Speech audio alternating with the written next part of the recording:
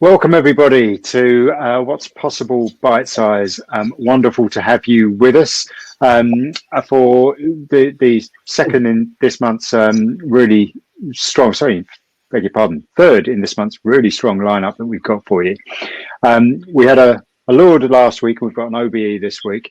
So we're getting top quality presenters for you, but the point of What's Possible remains exactly the same as it always is. You give us 45 minutes, we cut out the fluff and the guff, and we just give you really usable, practical and inspiring stuff.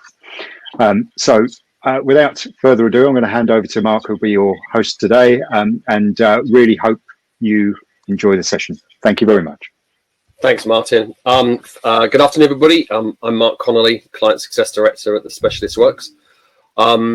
We have a guest today, Kathryn Jacob OBE, and we're going to be discussing her book and conversation around the glass wall. In terms of a quick bit of admin, Ellie Roberts is in the auditorium today, and we're just helping out from support. So if you can see her on screen, then that is just her helping there in case we have any technical problems. She's turned the screen off now. But from an admin point of view, everybody's on mute. But please ask as many questions in the interactive chat bot, and I will take Kathryn through as many of those as I can in the 45 minutes that we've got. This is being recorded, so we will send it out afterwards, but obviously it's better to ask questions in real time so that I can put them straight through to Kathryn. So without any further ado, Kathryn has extensive experience in many areas of the media industry, including national papers, magazines and radio. She's been the CEO of Pearl & Dean since 2006, and she focuses on film and cinema. Building on the reputation of Pearl & Dean, the team have grown their activities outside of the usual cinema venues into pop-up cinema, cinemas on luxury ships, film partnerships and product placement.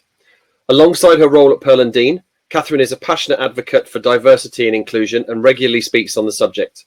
In 2016, she was awarded an OBE for services for the promotion of equality and diversity. So welcome, Kathryn. Thank you very much for joining us. Thank you very much for having me. It's a pleasure. The book is called The Glass Wall, Success Strategies for Women at Work and Businesses That Mean Businesses, co-authored by you and Sue Unneman from Mediacom Group M. What is, for those that haven't read it, what is The Glass Wall and why did you decide to write this book right now? So the glass wall is the invisible barrier between women having great success at work. You know, you know that there's something there. It's also the barrier between men and women and the ability to work in a way that enables women to have the careers that they want and men to understand the challenges that women face. And also the glass wall, because the glass ceiling implies that everyone's on a vision to become have an office the size of a football field and on, hot and cold running PAs and a private jet. And actually they're not. There's lots of stuff going on in women's lives. And it may be that they want to train to be a triathlete, or they've got caring duties, or they're training as, they want to teach yoga. We don't want it to be this, linear path, which is you start off and you have to be this. Actually, you just need to have a really, really great career. And we wrote the book. It was published in 2016. And we wrote it because Sue and I have known each other for a very long time. And when we started out in our careers, we were told that, by a certain point, every other boss would be a woman. Every other CEO is going to be a woman, and that just patently wasn't the case. So we thought we'd write a down and dirty guide as to how women can thrive and businesses can maximize their talent base. Perfect. Well, thank you. And I think, for those that haven't read it, I'll say it before you do. It's available for sale on Amazon. But I have read it because I knew the first question you would ask me is, well, Mark, have you read it? So I have read it. And I think, to be candid and fair, and the conversation you and I have had about the book is that what I would like to people to get across is that this could have fallen into a category where there was men bashing, women need to try and be more like men, have certain traits like men. That has to be at a compromise of what women would like to do in regards to their family, their career breaks and things like that. But it doesn't go down that route. And what it does do is provide very practical advice for two very distinct sectors of the same business. And I understand now why it's the glass wall. And so each chapter, and there are 7 chapters, each chapter addresses a different topic, gives a case study about somebody that has been in a situation which could have been handled differently, but then gives 2 extra sections in that chapter about what the person could have done themselves to change that. But then equally important, what the business and the business leader, often a man in your book, could have then done to have learned to change this situation differently. Is that a fair reflection of at least the outline of the book? Yes, absolutely. We wanted it to be a guide that is incredibly practical and which it is the kind of book that you could give to a bloke, and as a woman you could give to a male colleague and go, look, here it is. This is what I'm experiencing, or this is what it's like to work as a woman. We interviewed over 100 people, men and women, in all different sectors. All the stories are anonymized. Because we kind of had to for some of them, as you know, some of them are somewhat racy, and interestingly, 2 of the people who were in the book, one of them said, could you change the sector I'm in, and another person said, could you change the sector and my location, which is quite interesting. I mean, God knows what they thought was going to happen. But yeah, so it's actual stuff that has happened to real people, which are kind of symptomatic of bigger issues or issues that people have had. And what we didn't want it to be is, oh, those nasty men, if only they stepped aside and let the ladies come to the fore, everything will be fine. And neither did we want it to be you've got to be like a man, you've got to act like a man, you've got to sublimate your authentic self to succeed. What we want people to do is to be their full authentic selves at work, and to be able to navigate some of the games or the unspoken rules that you don't understand in an organization. And so it's been revelatory. It was revelatory writing it. And then since then, Sue and I have done over 200 talks at various organizations, from the Treasury to leading banks to engineering companies to accountancy companies. And it's so interesting where people go, oh yeah, well, I read the book and X, the story of X could have been me, because exactly that happened to me. Yeah, and I can relate to that as well, absolutely. And I'm not going to say which one, but I can. Names have been changed to protect the innocent. But so let's go back to what you said at the beginning, which was when you joined the media industry, there was a belief and a promise that the world would change. Now, the world is not there yet, but you are yourself the CEO of a leading company brand in the sector. You've been the CEO for 16 years. First of all, was that in your mind something which was revolutionary at the time, having a woman CEO in 2006, 2004, 2006? 2006. 2006. And how has that changed in your mind to where we are now in 2020? I think that I became the CEO because I'd got history with the company that at that stage owned Pearl and Dean. And initially, I was only going to do it for 6 months because I wasn't really sure if it's the role that I wanted. So lucky me, I'm still there. Was it revolutionary? No. Was because there'd been female CEOs, but there was quite a lot of, I remember when I was younger, people saying, if you have children, never put pictures of your children up in the office because it'll be used against you. If one of your children is ill, you know, don't phone up and say, I'm not coming into work because my child is ill. Say you're ill. And it was a bit kind of like work like you don't have children and parent like you don't have work. So that whole kind of, you know, balancing act of having it all. Having it all is, you know, and I'm using this, is utter bollocks, actually. No one can have it all. No one has it all. There's always, you know, you feel like you're doing it all, but you don't have it all. And I think that the world has moved on a chunk. I mean, I think when I was, I think there was one other female CEO, but that's it. But still, if you look at the sales departments of national newspapers, posters, and television, there are no female sales directors there. And so that role modeling piece is still very difficult, is still very difficult. And I was, you know, I was very lucky. I had a husband who was, I still have the same husband, who was incredibly supportive of my career. But if I'd have had someone who went, well, no, you can't go to that client dinner because, you know, I babysat last week, or blah, blah, blah, it would be different.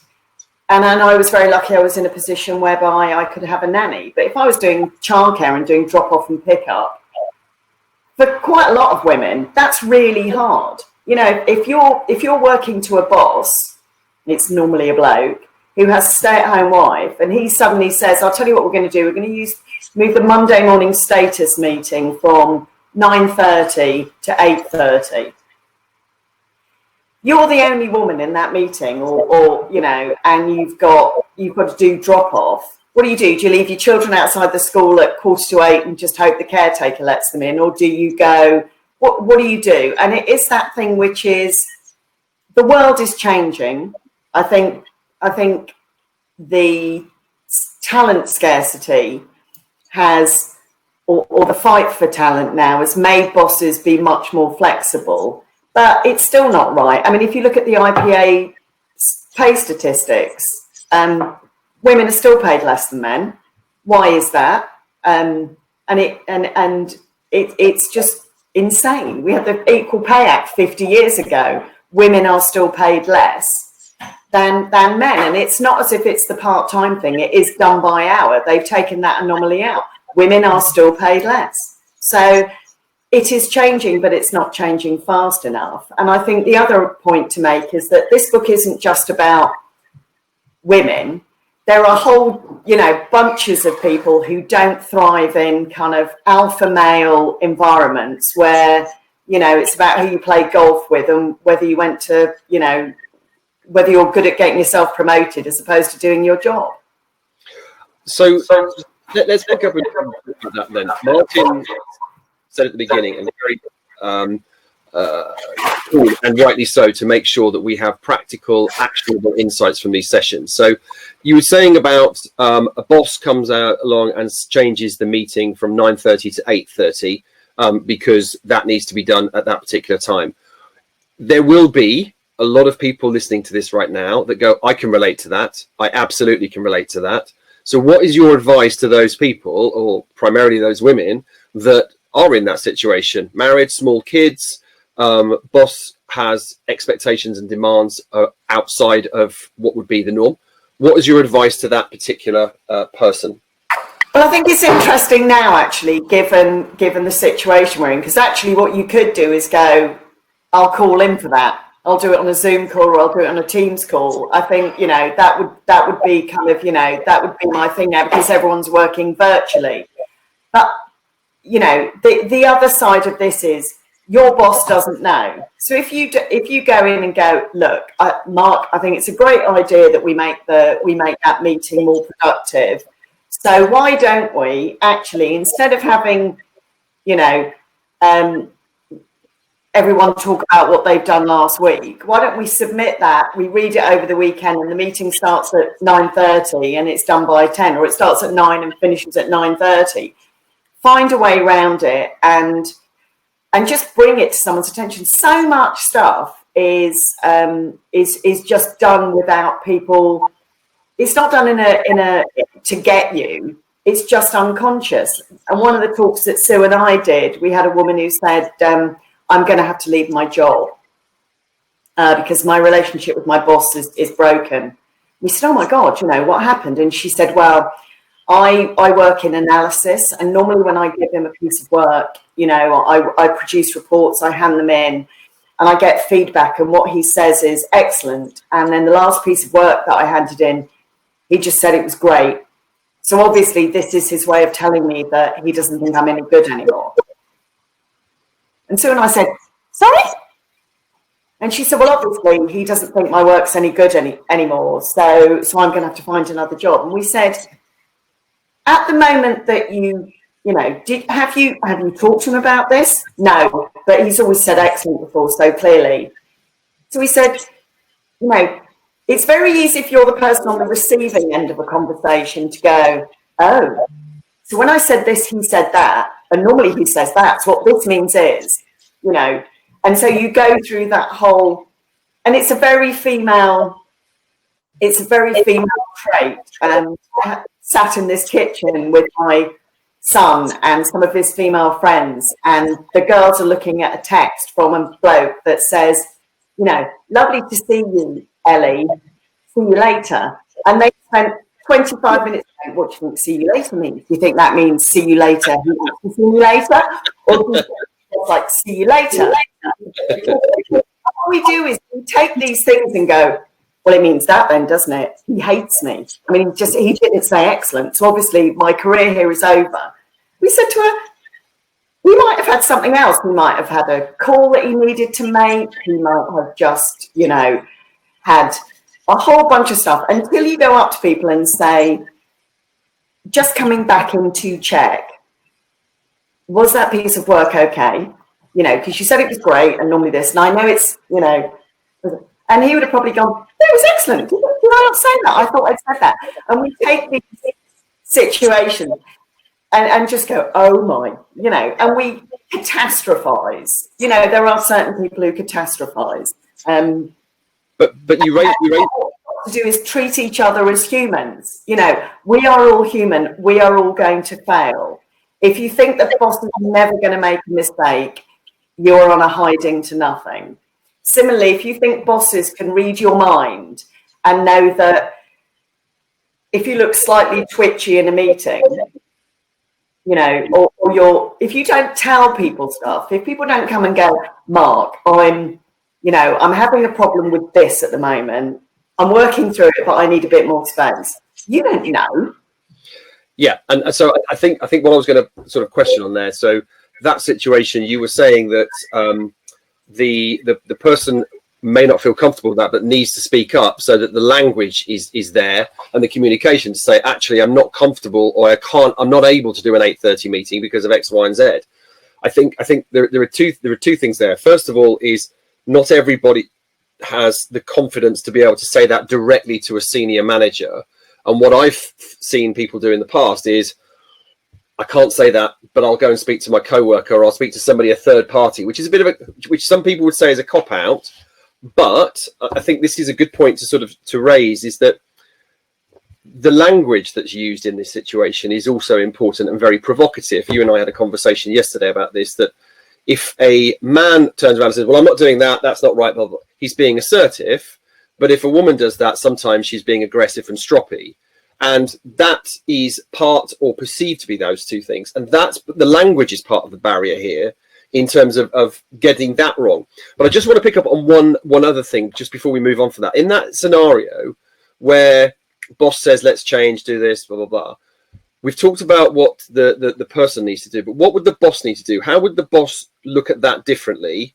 As we've got lots of people on this call that are running teams, how should they frame their mentality and conversation around making sure that situation is absolutely fine for everybody?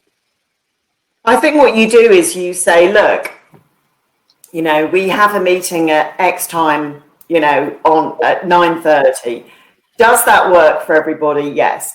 It's just that. And then you say, because I think it's eating into our working day too much, or, and that's my perception. I was thinking of changing the time. can you give me some feedback? Rather than just go, well, 8:30 works for me. Ka-ching, that's what happens. And it is about the maximization of the people that you have, you know, and just having the flexibility to go, not everyone's like me, and that's just that's just completely fine. And we need to find a way that makes the best use of our resources. And maybe it is that what you do is, instead of everyone spending half an hour going, well, last week I talked to so-and-so and this is what happened. But what you do is you just do a quick, 2-paragraph summary about stuff that's going on and stuff that you're concentrating on, and that's it. Because I know you definitely have, and I definitely have, but in meetings where people just talk for an hour to fill up the hour, and there's always one person who tells you what they've had for lunch because they've got nothing else to say. And it's about the length, it's about the length of time you speak rather than the value that you're adding. Maybe what you do is you turn that one hour meeting, you turn it into a half an hour meeting and go, we're just going to do pre-reports, and then we're just going to talk about the stuff that's, urgent and that needs action now. And that's what you do. You just change it. And it's about, and everyone will probably be really grateful. Another woman that we spoke to, and actually one of her male colleagues who doesn't like football, they used to have a Monday morning call, and the male colleague in the end just said, guys, I'm going to come onto this call at 9:45 because the first 15 minutes is spent talking about football. I bloody hate football, so I'm going to come on at 9:45. It's in my diary for an hour. And we always manage to do everything in 45 minutes. That's 15 minutes where I could be doing something else and not listening to people talking about stuff I'm no interest in. And it took the male colleague for the woman to go, actually, no. But I think the important thing is, if you're uncomfortable about saying something or uncomfortable about something, you're probably not the only person who's uncomfortable. And it could be that there are working dads, or there are people who like to go to an extra long gym class on a Monday morning, to get a weekend, who 8:30 doesn't work for. And you need to find someone who will speak up for you, who doesn't, or form a kind of a little group that go and say, look, this is a great idea. We want the meeting to be effective. What about this? Yeah. Because you aren't on your own, and actually that whole feeling that it's you against the world, actually it's probably not. Yeah, and I think to pick up a couple of things you said there is that Martin introduced me to a concept a while ago, that a book he'd read about on the hippo principle. The highest paid person's opinion is probably the person that talks the most in a meeting. So it's allowing the other people in that room or in that scenario to talk and have an equal voice. And I think the other thing that you tapped on, and I'm thinking of this from the perspective of, again, that person or the people on the session today thinking, well, I can't go to my boss because of whatever, or it may be intimidation, it may be a power thing, it may be all sorts of different things. So what else can they do? They can go to a third party, or I think you just highlighted another one there, which is you could drop a quick email so it's not so direct in the face, which just says, I can't make this meeting because I've got so-and-so. Is there any way we could do a 9 o'clock instead of an 8:30, things like that. So I'm trying to think of other strategies around that. I think that there's a couple of questions coming through, which I think I'm going to link together because one of them is Sandy Kafel has said her own personal view is that women never wanted to be the same as men anyway and lower their standards, which I'll fair comment. I have always worked in a male-dominated industry, and there were never enough women. Kathryn, I think you're awesome, but do you think things have changed and got better generally in the media environment? Thank you, Sandy, and big love to you. Have they got better? Yeah, I think they have. I think that women have got better at kind of at positioning themselves and being stronger. Well, not stronger. Stronger is the wrong word. Strong implies that we were weak before and we weren't. I think that we are better at it because I think that we're more sure of our value. I think gone are the days where we used to think, crikey, you know, I'm so lucky. I mean, I ban people from saying when women go, I'm so lucky to have this job. No, you're not lucky. You know, you didn't win it in a lottery. Someone didn't come and tap you on the street and go, yes, today you're the person wearing the shoes that we've chosen. You actually went through an interview process, presumably against other people, and you were the best candidate. So stop feeling like they're giving you some kind of glorious prize for just letting you, you know, go and work your backside off for however many hours a day. It has changed, and I think that there are more women, and I think we talk more openly about it, and about the challenges that we face. And I also think as well that the edifices of, you know, the belief that, you know, bosses always know best, and that, you know, you never question stuff, and that, you know, there was some kind of hierarchy where the only people who had great ideas were the people at the top. Well, that is not true. I mean, actually, some of the best ideas that we've ever done have come from kind of like a combination of different people at different levels contributing. So I think that we have got better, but what we've got to do is we've got to kind of build cultures based around human shaped values, not just about men and women or ethnicity or what have you. What we've got to do is build something that's based around, we are all human, and the things that we want out of work are pretty much the same, unless you've got some kind of crazy psychopath working there, which hopefully should have been weeded out in the interview process. And that's what we've got to do is look at each other and go, I know that your push point is this. It might be Monday morning. Your push point might be that. And what we're going to try and do is find a way where there's a equanimity and an equality in the way that we're treated. Okay. So I want to move the conversation towards future, where we are now and future looking. So in the preface to this, you had Baroness Helena Kennedy QC, and she sums this up, which I think is a good segue into the couple of questions that have just come through. The glass wall does not pretend that there is a level playing field when such a thing does not exist. The authors don't support the status quo, and they don't approve of it. But they also don't pretend that a few words of encouragement are enough to make it go away. So 2 questions on that. One is, you said that this is from somebody that's just typed in. You said that you have presented around on this topic now to banks, organizations, accountancy firms, and a plethora of organizations. One will assume and infer from that they are primarily male dominated environments. So the question is, how have those male bosses changed their behavior having read and heard you, and what value has been uncovered for them by going through this process of enlightenment? So I'll give you one great example, which is Sue and I did a talk at one of the big accountancy firms. And what normally happens when we do these talks is the room is 95% women, 5% men. Always sitting at the back of the room, just in case we turn into some crazed feminist posse and lynch them, are kind of, you know, senior men, you know, near the exits. And one of the things we say in the book is, you know, and there's always the board partner with responsibility for D&I who feels he should turn up.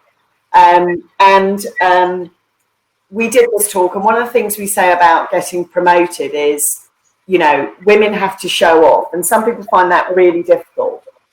And it doesn't have to be, you know, coming in with jazz hands and what have you. It is just every time you get a nice bit of feedback from a client, you just forward it to your boss and go, oh, and Mark Connolly said this about me. I just thought you'd like to know, just in case you run into him, or blah, blah, blah, blah, blah. And it doesn't have to be kind of, you know, full up, I'm fabulous, I'm fabulous, I'm fabulous. It's just building your brand brick by brick.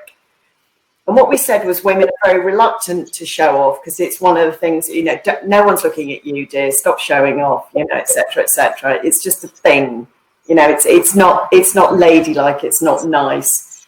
So we did this talk, and we talked about other tactics through the whole of our talk, and we got to the end, and then this chap at the back who'd been introduced to us, and we said to him, you know, what have you learned from this talk? And he said, I've been at this company 22 years. He said, from the minute I walked in the door, I started showing off, because it's the way that you thrive in accountancy firms. You get a senior partner to notice you. He said, I've been showing off pretty much every working day for 22 years. He said, I'm now a senior partner. He said, all day I'm surrounded by men showing off, alpha males showing off. So much so sometimes I can't even hear my own showing off. And he said, I am ashamed to say that in 22 years, it never occurred to me that women were uncomfortable showing off. I just thought they were all treading water. Not sure I would have been that. Yeah. So Sue and I popped our jaws back in, because it's literally like, yeah, I'm not sure I'd have said that in front of 70 of your fast streamers. And this is a company that's had equal intake at grad level for the past 15 years. So fundamentally, 50% of the people they take on at a grad level, they all just think, well, you're not showing off, you're not. What a waste. So I think that, you know, it is the thing which is, I just think there's just this thing which is, you know, for that guy who just didn't think women were, just thought women were just treading water, it's like a revelation. It just never occurs to them that there's another way of thinking. Do you often then get follow-up, though, from those companies saying that further to your talk, we've changed this, either from the male bosses or from the 95% of the women in the organisation? Just to let you know, Kathryn Jacob OBE, that our organisation has changed, and we've done this and we've done that. So does action actually take on, or is it just chat? No, action absolutely happens. I did a talk at a bank as part of, you know, at a major high street bank, and I started talking about. It was a talk about human shaped values. It's kind of like it's a bridge between this book and the next book, and I talked about how businesses should, you know, instead of seeing working mothers as some kind of, well, you know, isn't it nice we're letting them come back to work? I talked about how we should celebrate them, because, you know, they're efficient, there's no bullshit, you know, they're just there to get a job done rather than wander around talking about football with each other. It's not, you know. And one of the women who was in this group burst into tears. And I said, you know, you should celebrate the fact that, you know, you've got other things in your life than work and what have you, and bring your authentic self to work. She burst into tears. And she said, oh my God, you know, when I had children, you know, I just generally thought no one would want to promote me. It never occurred to me that this is what I was bringing to the game. And it was kind of like, okay, so that was last November. And I went back and did a town hall with them in February. And she came up to me and she said, I applied for a promotion in November after I'd seen you. And I went, and she said, and I got it. Fantastic. And she said, you changed my life. She said, you absolutely changed my life. She said, because it took you to grab me and go, why are you thinking about yourself this way? And it's been really interesting. I've done 3 other things with that organisation now, because they're just, it is just the thing about, it's making people realise what their potential is, and that they shouldn't put themselves into a position by assuming on either side, be it boss or colleague, that's the way things have to be, and that you have to fit in or you know, bugger off. It is that thing about treating each other like humans. Yeah, and I think, you know, somebody gave me a definition of culture the other day, which I think is, for me, really is one of the best definitions, and ties into what you're saying, is that definition of a culture of an organisation is what do you have to do to succeed at that organisation. It's not something that can be dictated by the organisation leaders. It actually is what happens to get successful in that organisation. That could be female encouraging organisations, that could be male dominated organisations, but the organisational culture will dictate a lot about what you've said. So just to pick up on that and sort of to move it forward, I want to talk about, or question about, there's some punchy phrases in the book regarding the titles of the different chapters, and you know which chapters I'm going to come to. It's going to be anger and the other one. But so it says here, men are ambitious, women are ambivalent. Men strut their stuff, women tend to play it down in order to conform. Men like to be noticed. Women like to get on with the work. Here it comes. Men exploit their inner bastard. Women hide the inner bitch. I mean, it is. I understand where it's coming from. I've worked in environments. I've been around a long time. I've worked in environments where that is true. I have worked at organisations many years ago where they refused to employ women under the age of 35 just in case they got pregnant. All of those situations. But we've changed and moved on for that. But do you think that those stereotypes are now still there? Maybe less so, but do you think they're still there on both sides of the equation on how men work and how women behave? Yes. In certain organisations, yeah, and it's encouraged. So that leads on brilliantly then to a question from Caroline. I won't say who or from where because I don't want to embarrass her, but how do you get your voice heard if you are a female in an alpha male dominated industry?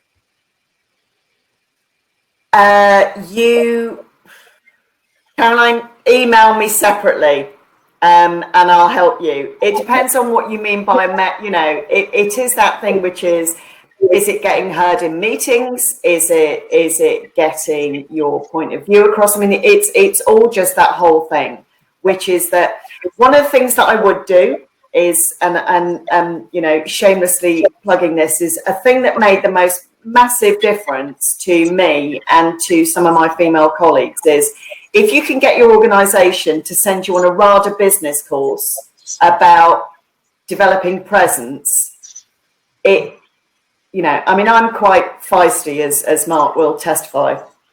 I sometimes have trouble getting heard, and it is so easy just to think if you're not, if you shout, people will shout louder, And the thing that the RADA course taught me and lots of other women that I know is the most effective way to find your voice and your stance. So, it is the thing about if it's in a meeting and you're not getting heard, don't sit at the end of the bloody table pretending that you don't want to be there. Sit opposite the person who runs the meeting so that you're in their eye line. So when you put your hand up or you talk, they'll go, shut up, I want to listen to Caroline. She's, sit forward, don't lean back, sit forward and also speak slowly, and breathe deeply. And I know that sounds really basic, but quite often, if we're trying to say something, a real tendency of women, I know this is huge stereotyping, is to talk really, really quickly, really, really like that. As if we're really, we're not going to take any more time than we really, really have to. Thanks, Mark. It's really nice to use thanks. And people go, what?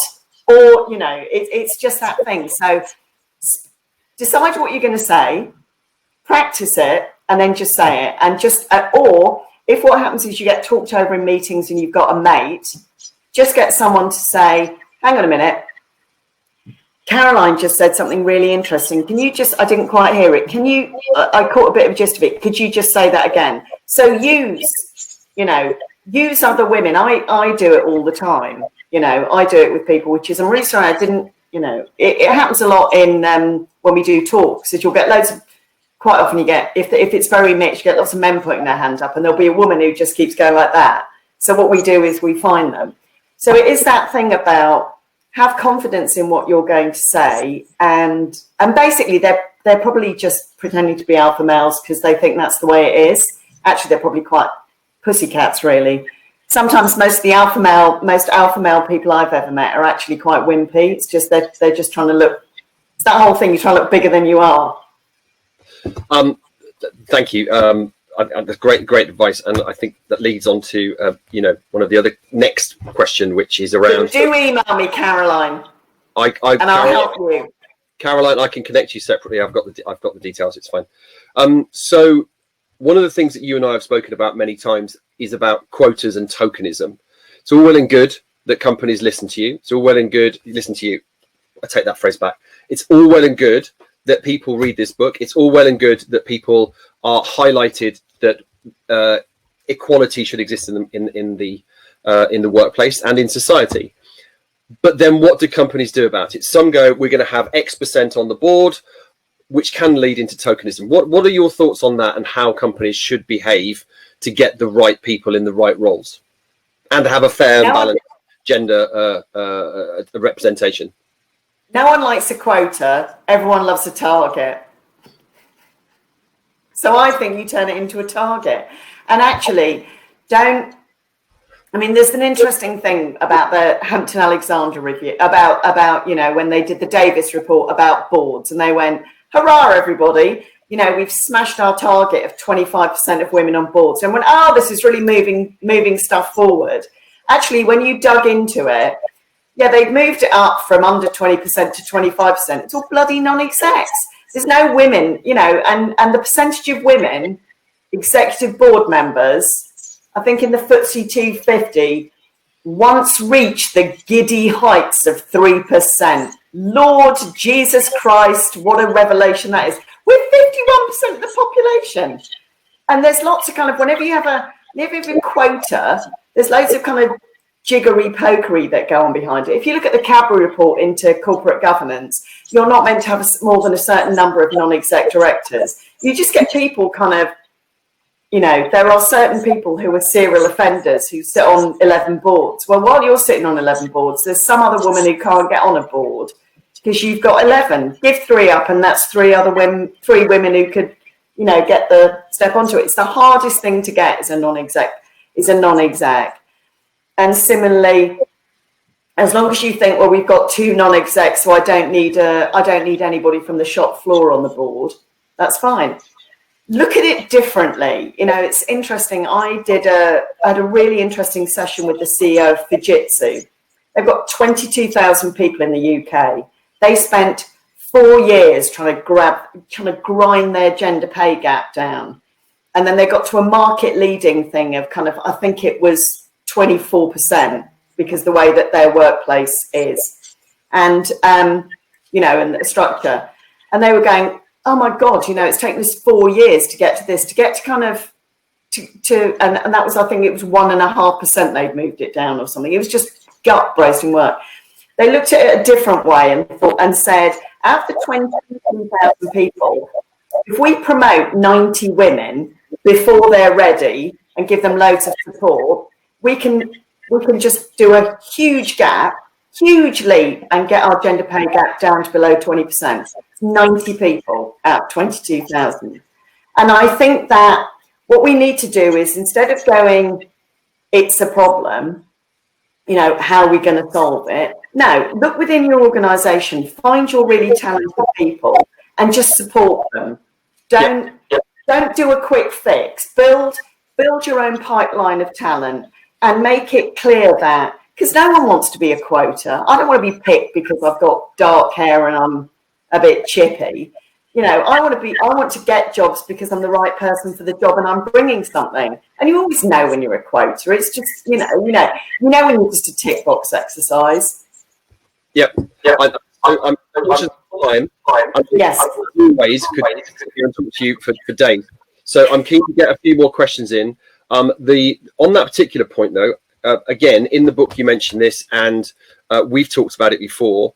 There are other financial fiscal benefits to having women in senior roles in organisations over and above the equality of gender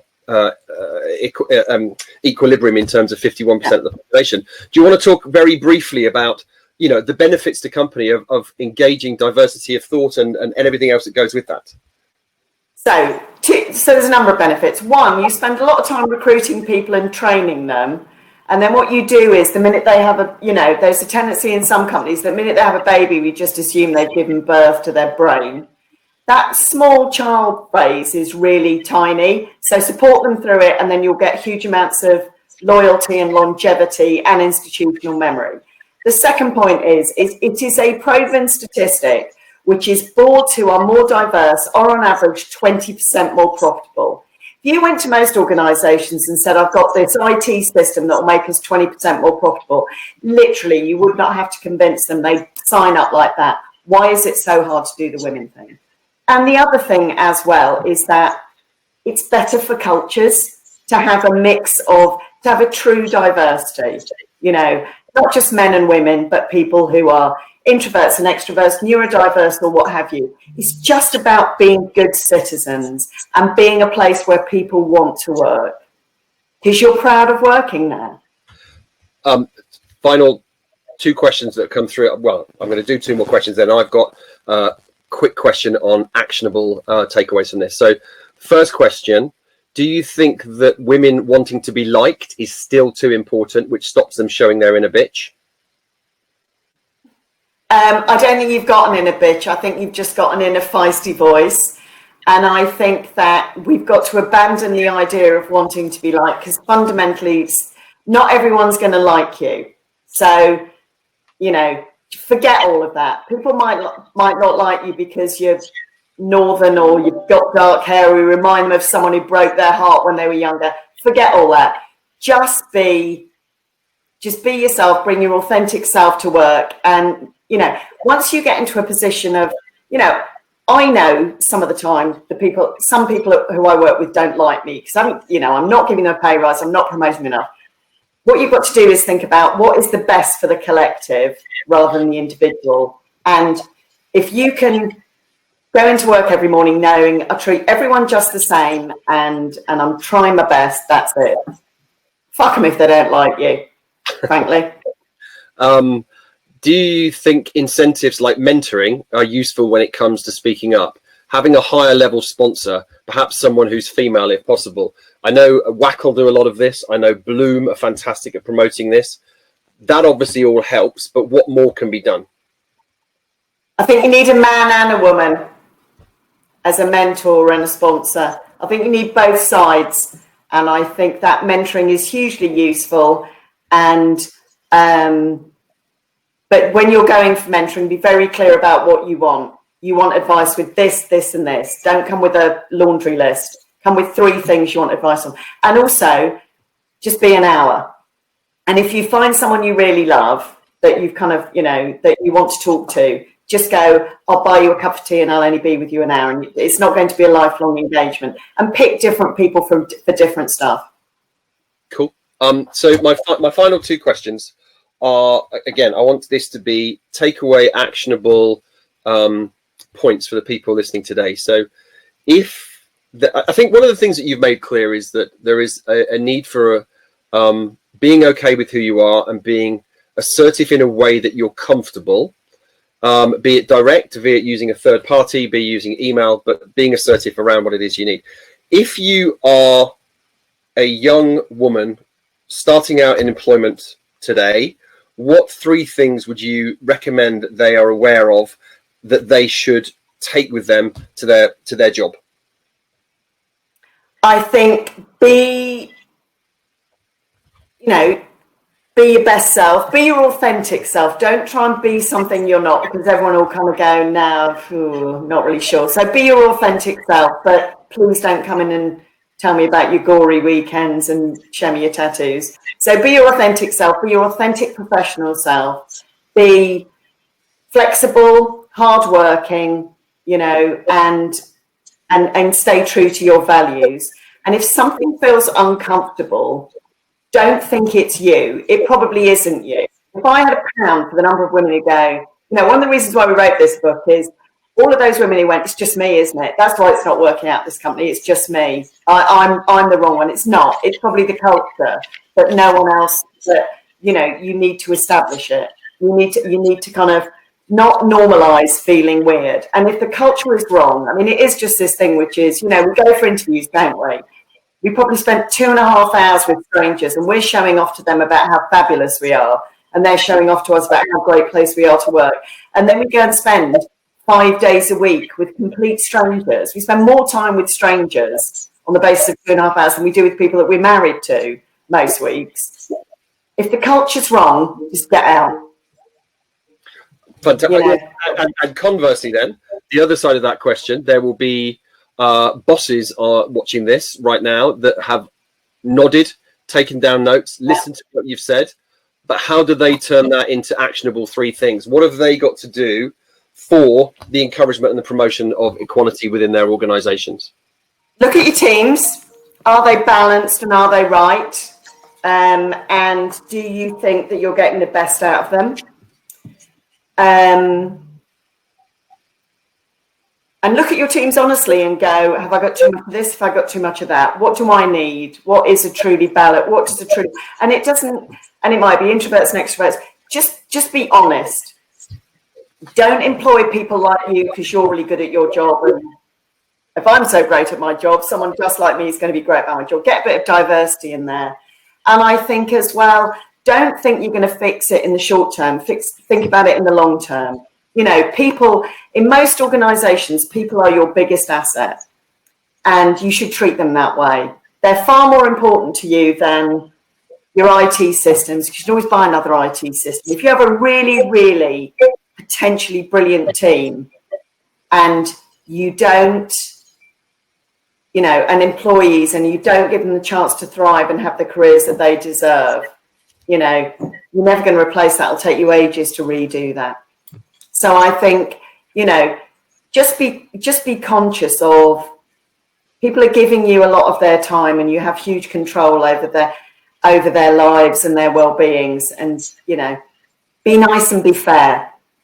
Fantastic. On be nice and be fair. Perfect summary for the end of the section. I hate to do this because we're going to have to come to an end. But I want to say thank you for that. I think there was a huge amount of actionable stuff in there, but there's also practical experience and knowledge that comes through, which is your enthusiasm for people listening will take away from this, because I certainly have, is that there are things that I can do, there are things that companies can do, and there's things that we can all do. So Kathryn Jacob OBE, thank you very much indeed. I really appreciate that. The Glass Wall, available on Amazon at a very decent fair price. I think there's also another book coming out in October, which you've called Belonging, published by Bloomsbury on October the 29th. So even though I'm out, you know, same publisher as J.K. Rowling, probably won't get quite the same sales as Harry Potter, but who knows? Other books are available, obviously, with the BBC fashion. But look, it won't be as good as that. Yeah. Exactly. Thank you so much indeed. I really appreciate that. Your honesty, your passion, enthusiasm is an inspiration to all of us. So keep doing what you do, because without people doing what you do, the world would be a very different place. So thank you very much for all of us. So from all of us. In terms of the next session, we have next Wednesday, we have Kevin from Crowd, who will be talking to us around first party data. That's next Wednesday at 2 o'clock, UK time. So please join us for that next week. But in the meantime, thank you very much indeed to Kathryn and everybody. So thank you. Thanks. Bye-bye.